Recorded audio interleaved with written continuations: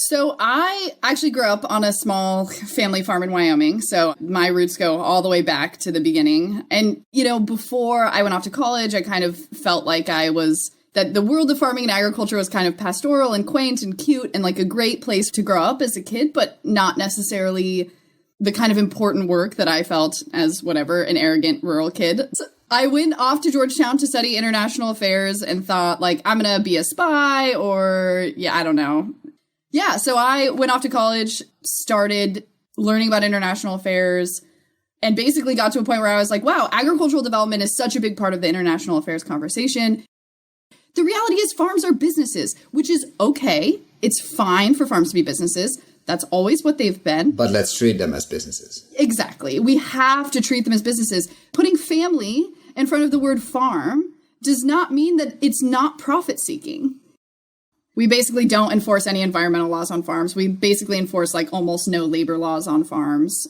If there was just a serious enforcement mechanism I don't know a farmer who hasn't sprayed a pesticide off-label. That's illegal to do, but they just don't care. No one enforces it. No one ever checks. Honestly, American agriculture would be operating entirely differently if it was treated primarily as a business and not primarily as an investment class. But, I think especially when we're talking about regenerative ag, when we're talking about changing diets, when we're talking about being more environmentally resilient, we have to be talking about farming the business, not farming the investment class.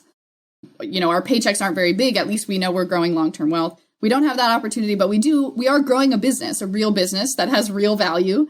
And every person at Sylvan Aqua has a path to ownership. I am personally on a path to partnership.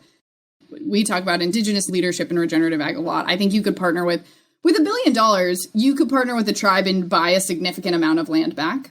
And just I think the impact that kind of experiment would have just on people seeing what's possible.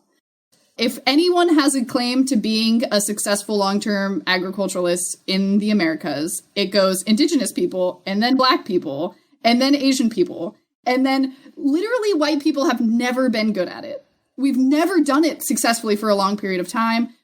And I think the easiest inroad to address what's going on in agriculture and to change the policy is just around the basic farm bill risk management payments. Yeah, right? Because I think people don't understand that between subsidized crop insurance and revenue protection risk management programs, you're insured against both bad weather and bad prices.